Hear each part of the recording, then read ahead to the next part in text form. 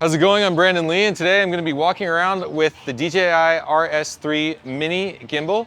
This is a smaller version of the RS3. This is not a sponsored video, by the way. This is just my own personal thoughts on this. I have been using this gimbal actually for over a month now. I took it all around Morocco. I filmed in harsh conditions. After all this traveling, this gimbal has been a lifesaver because the reduction in size, the reduction in weight, means it's easier to get through airport security because they don't get as suspicious. It's easier to film on the street. It's easier to pack in my backpack. It's just overall, to me, a much more practical travel gimbal than anything I've ever used before. And for comparison, I have the DJI RS2 gimbal with me. I don't have the RS3, but here's the RS2 and here's the RS3 Mini. It's so much smaller and so much easier to travel with. One thing you should know though, you can't remove the handle. So on the RS2, you can take the handle off, just like that, right? And then you can travel with it like this. With the RS3 Mini, the handle doesn't come off, but it's so much shorter anyway, the handle's so much smaller, that I don't really feel the need to remove it. The functions are very similar. The main difference here is the size. And when I've been using the RS3 Mini, this has been my main setup. This is the Sony a7S III and the Tamron 17 to 28mm lens.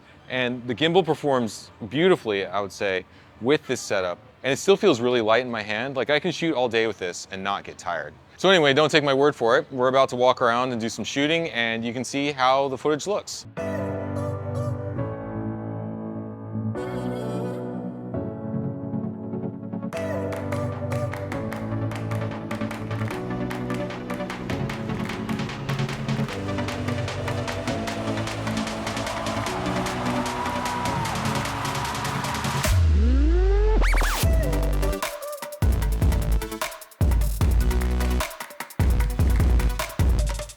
I have my gimbal in pan tilt follow mode. The follow speed is slow. So what I like to do is sort of move it around until the shot looks right to me. That looks pretty decent. And then I squeeze the trigger. So the trigger's being squeezed by my finger here. That locks it off. Now I'm in full lock mode. And let's walk.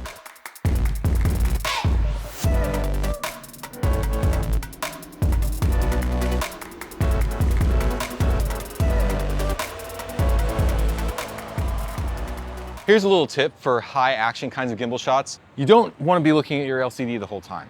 When I was running up those stairs, I wasn't looking at what I was filming.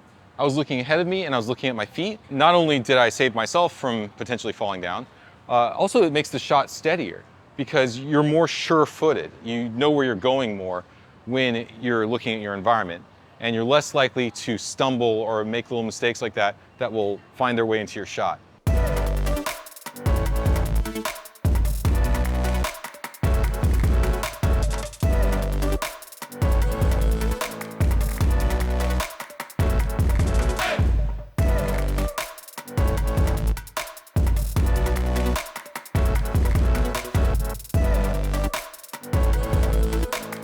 I'm gonna hand over the gimbal and Manit is gonna give it a try. So we're gonna see how it looks in a different person's hands. Let's go.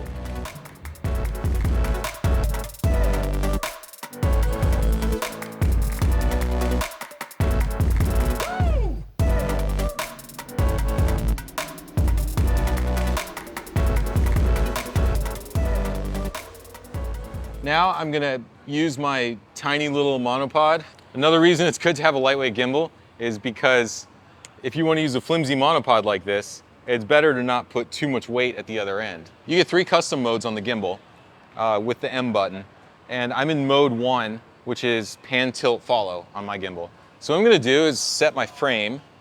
Okay, I want it to look about like that, looking sort of straight down. And now I just changed over to mode 3, custom, and I turned off pan tilt and follow. So now it's in all lock mode.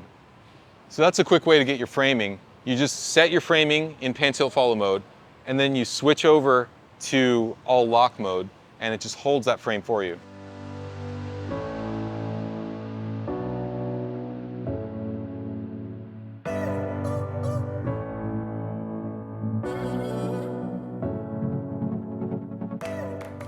So let's say you want to do a really smooth tilt up with the gimbal. Well, most of the time you'd use pan tilt follow mode for that, right? So it follows your pan and your tilt. Well, on DJI gimbals, you have, in the custom mode, you have the option to enable or disable any axis independently. So in this case, I have disabled everything except for the tilt axis, which means when I tilt down, I don't have to worry about it accidentally panning. And that makes it so much easier for me to do a shot like this, where I pull up and I tilt up at the same time. I'm going to show you how I change lenses with this gimbal. First of all, I single press the power button. That puts it to sleep. Then I just lock off my axes. But this tilt axis has a 45-degree position. So I lock it tilting up like this, and then I can see what I'm doing as I change out lenses. Whoops. Now, this is completely out of balance, right? But let's see if the gimbal will still reorient itself properly if I take it off sleep mode. Not too bad. We're completely off balance, and it's still able to get back to neutral position, which means that the motors are pretty strong. Okay, this next shot I'm about to do is technically tricky, so I'm gonna walk you through how I'm gonna do it with all the details and all the settings and stuff. So first of all, I switched out my lens. I now have the Tamron 28-200 super zoom lens, and I'm going to zoom this in to 125. That's pretty far zoomed in because I want to give this gimbal a stress test to see if it can handle longer focal lengths, because usually longer focal lengths will show your shake more. I'm going to remove the ND filter, and I'll explain why in a second. I am going to put my gimbal in all lock mode. I'm going to use the briefcase handle for a little extra stability as I walk, and now I'll get into the camera settings. In this shot, Manit is going to be my actor, and he will walk from a bright area to a dark area, and I need the camera to automatically adjust the exposure. And the way I'm going to do that is by putting my camera into shutter priority mode. That means the shutter stays the same, 1/50th of a second, and the aperture automatically adjusts itself in the scene. Next, I have to deal with the focus. This is going to be a tricky scene to focus because Manit is walking behind several foreground obstacles like poles and trees and things like that. And I don't want the camera to focus on those objects by mistake. So here's the magic trick. I'm going to use the gimbal's Bluetooth connection to switch the camera between AF and MF during the scene while I'm filming. And here's how I do it. The gimbal has a record button. That record button will Bluetooth control your camera's record button. But I'm going to remap my record button on my camera.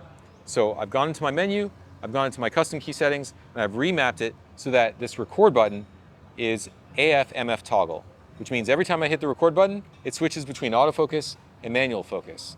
Therefore, when the gimbal is connected via Bluetooth to the camera, the record button on the gimbal also controls AF/MF toggle. Every time I hit this record button on the gimbal, it will switch the camera to AF or to MF. Now here's a tip for Sony camera users. In order to make this button responsive enough, you need to set your subject shift sensitivity on your camera to 5. And I set the subject shift speed to 3 because that's a nice medium speed. Okay, so that's all the technical stuff. Now let's go actually try this out and see how it works.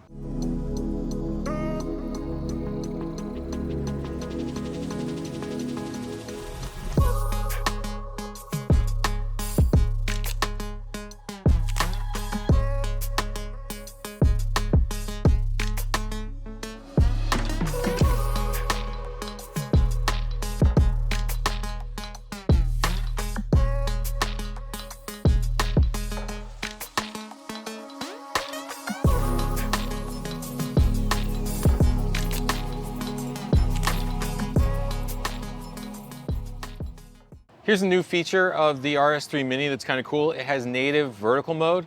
So all you do is you unlatch in the front here, and you press the little button in the back, and you slide this off, and then you slide it back in to some grooves there, and you lock it in. So with a lot of gimbals, you have to use a cage, or you have to add an extra piece or something. With this one, there's nothing extra that you have to add. It's pretty fast.